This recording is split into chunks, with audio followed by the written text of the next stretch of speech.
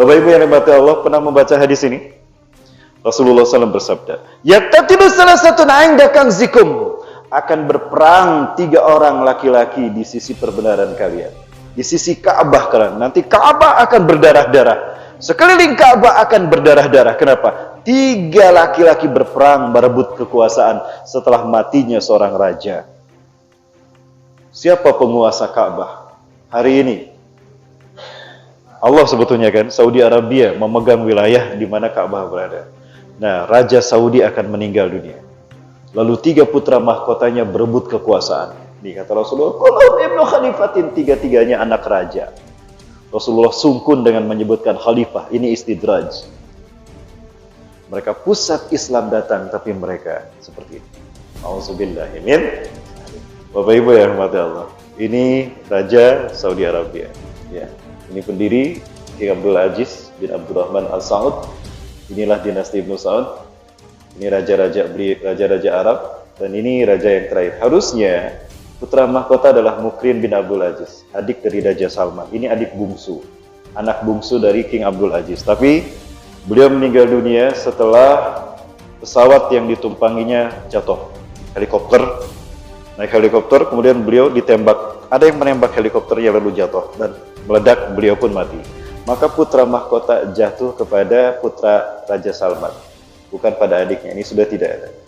Muhammad bin Nayef, orang yang cukup pakar dalam bidang politik. Sejak Raja Fahad memimpin, kakaknya Raja Abdullah, itu beliau, Muhammad bin Nayef, yang memegang kendali politik tanah Arab. Namun sekarang beliau sudah tidak terlihat lagi. Sudah 3 tahun terakhir beliau tidak terlihat batang hidungnya. Menjadi tahanan rumah.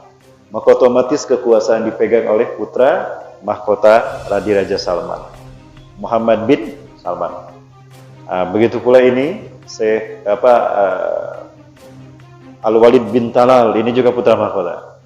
Beliau sempat diberitakan hampir meninggal dunia karena disiksa, dianggap korupsi dan ditangkap oleh penguasa saat itu, oleh saudaranya sendiri. Dan ini Khalid bin Farhan, putra mahkota yang sekarang berada di Jerman karena terusir dari tanah Arab. Beliau yang pernah menyerukan untuk, di dalam satu berita, Bapak Ibu sekali lagi, sempat ada pemberitaan menyerukan untuk mengkudeta Raja Salman. Raja Salman itu hampir tertembak, Bapak Ibu. Ada peluru yang hampir mengenai kepalanya.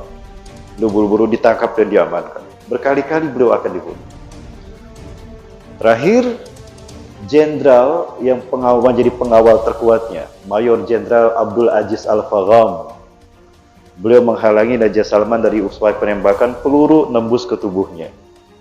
Beliau meninggal dunia. Jenderal paling kuat pelindung Raja Salman sudah tidak ada. Nah, apakah ini isyarat kalau Raja Salman ada dalam ancaman bahaya? Wallahu a'lam bishawab. Rasulullah sabdakan, apabila Raja Arab ini wafat, maka 3 putra mahkotanya akan berperang berebut kekuasaan. Summa la yasiru ila wahidin minhum. Maka salah satu pun dari mereka, wahidin minhum, la yasir, tidak berhasil menjadi raja. Kenapa? Karena raja berikutnya adalah Imam Mahdi. Hari ini orang-orang sudah ramai membicarakan Imam Mahdi, Bapak Ibu. Ini saya perlihatkan pada Bapak Ibu, ada satu sosok yang sedang diramaikan dunia. Beliau ada yang menyebutkan inilah Imam Mahdi. Saya pernah diajak untuk bertemu dengan beliau oleh seseorang yang menjadi pengikutnya.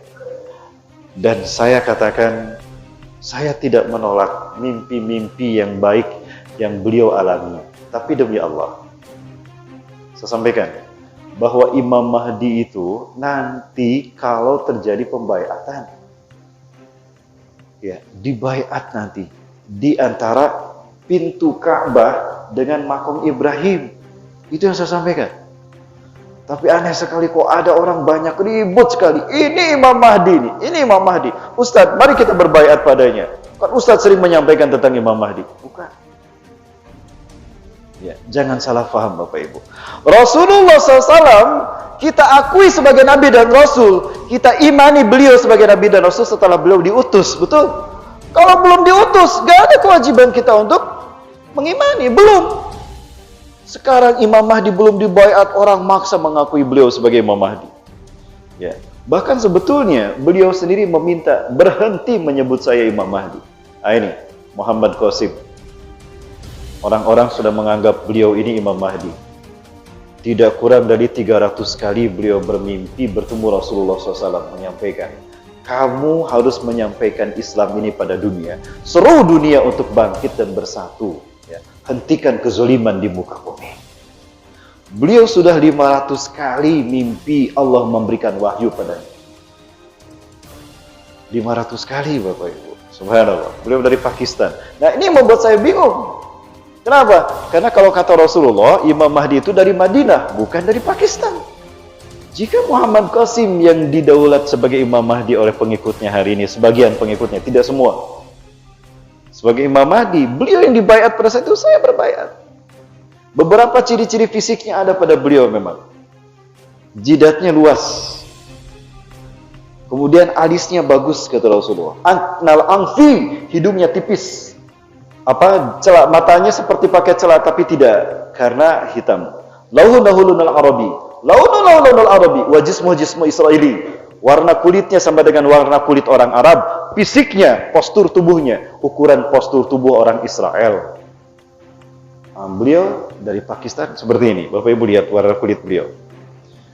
Dan di pipi kanan beliau ada tai lalat. Ada tai lalat tidak di pipi kanan beliau? Sekarang sudah beruban beliau. Wajahnya, jidatnya agak luas dan ada tai lalat di sini. Tapi warnanya coklat bukan hitam. Kemudian perutnya agak sedikit besar. Alhamdulillah perut saya sudah besar. Sudah mirip perutnya ya. Ya.